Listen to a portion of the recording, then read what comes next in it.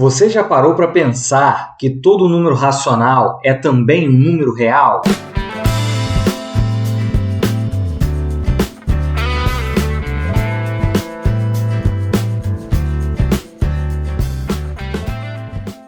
Olá, eu sou Thiago Reis, pesquisador e professor de matemática, e neste INMEF veremos por que podemos considerar todo número racional como um número real.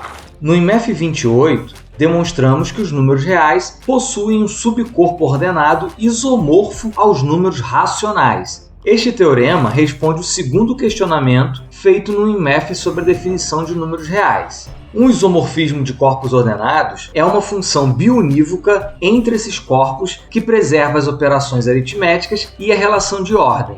O fato de a função ser biunívoca significa que cada elemento de um dos corpos tem exatamente um correspondente no outro corpo. Cada elemento de um corpo tem exatamente uma cópia no outro corpo. Ninguém fica sem dupla, e cada um está em uma única dupla. O fato de preservar as operações aritméticas e a ordem significa que não importa se você soma num conjunto ou na sua cópia, o resultado é o mesmo. Não importa se você multiplica no conjunto ou na cópia, o resultado é o mesmo.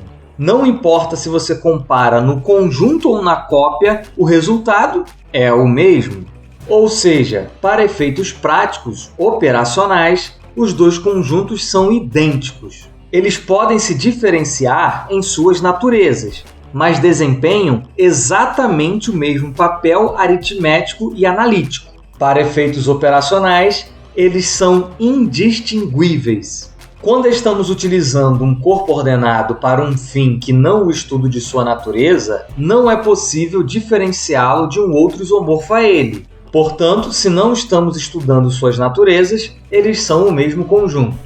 Como o conjunto das classes constantes é isomorfo ao conjunto dos números racionais, não faremos distinção entre o conjunto das classes constantes e o conjunto dos números racionais. Daqui para frente, o conjunto das classes constantes é o conjunto dos números racionais. Isto é, fazemos um abuso de linguagem em notação e consideramos o conjunto das classes constantes porque com duplo traço. Enfatizamos que, literalmente falando, o conjunto das classes constantes e o conjunto dos números racionais não são o mesmo. No entanto, o que o teorema visto no INMEF 28 nos diz é que esses dois conjuntos são indistinguíveis do ponto de vista aritmético.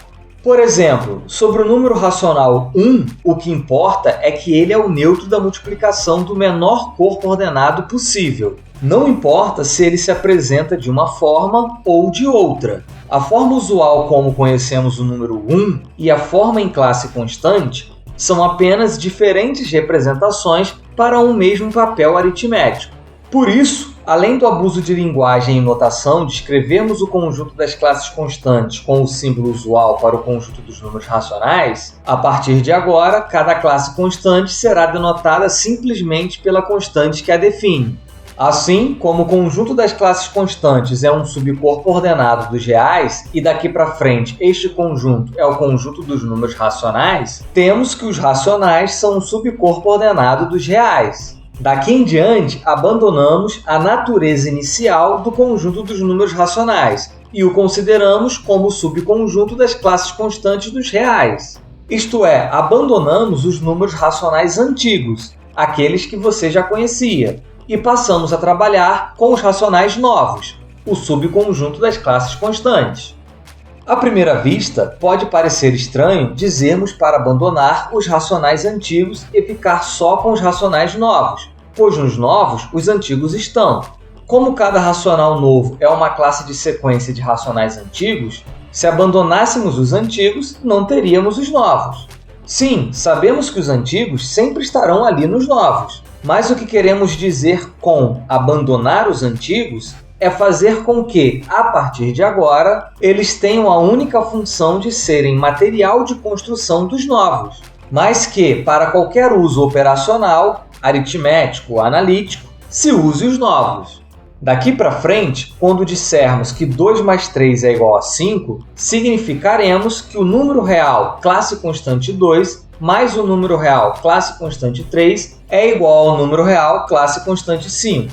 E não mais o antigo 2 mais o antigo 3 igual ao antigo 5.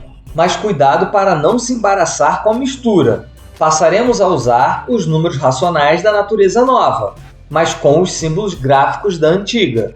Embora haja uma mescla, que não haja confusão. Que números racionais utilizaremos daqui para frente? Os novos, as classes constantes. Que símbolos utilizaremos para representar esses racionais novos? Os símbolos antigos. Então, daqui para frente, quando você vir o símbolo 2, saiba que ele se refere ao número real classe constante 2. Quando você vir o símbolo 1/3, saiba que ele se refere ao número real classe constante 1/3. E da mesma forma para todo racional. Como a aritmética e a ordem dos reais preservam a aritmética e a ordem dos racionais, dizemos que as operações de adição, multiplicação, simétrico e recíproco e as relações menor ou igual e estritamente menor dos reais estendem as operações de adição, multiplicação, simétrico e recíproco e as relações menor ou igual e estritamente menor dos racionais. Por esse motivo, substituiremos também os símbolos com o círculo em volta e os com linha curva pelos símbolos usuais.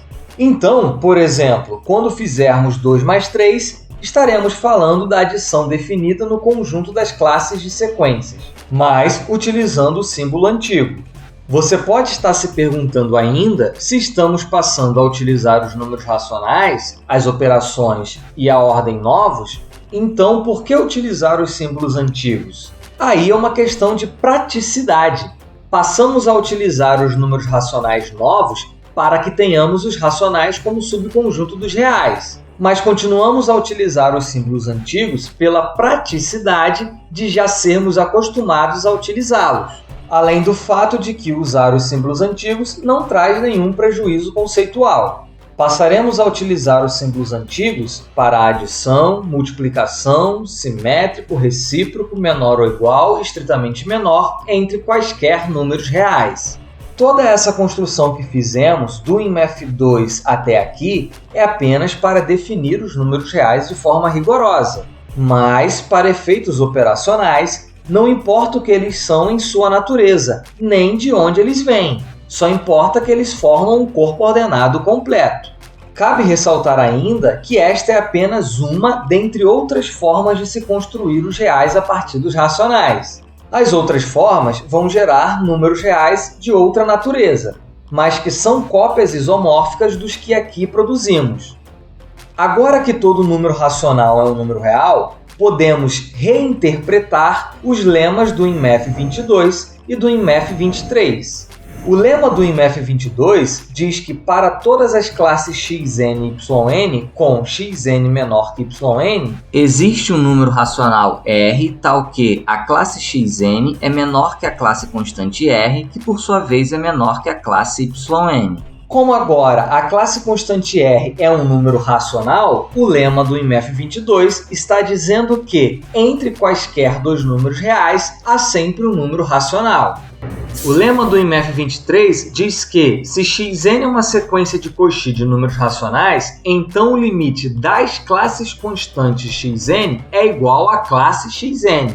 Como agora cada classe constante xn é um número racional, o lema do IMF23 está dizendo que, para todo número real, existe uma sequência de racionais que converge para ele. Desta forma, os lemas dos IMFs 22 e 23 são duas formas diferentes de se dizer que o conjunto dos números racionais é denso no conjunto dos números reais. Temos também uma outra interpretação muito importante do lema do IMF23. Como o conjunto das classes constantes é isomorfo ao conjunto dos números racionais, toda sequência de números racionais que é de Cauchy no conjunto dos números racionais é também uma sequência de Cauchy no conjunto dos números reais. Desta forma, o lema do IMF23 diz que toda sequência de Cauchy de números racionais é convergente no conjunto dos números reais.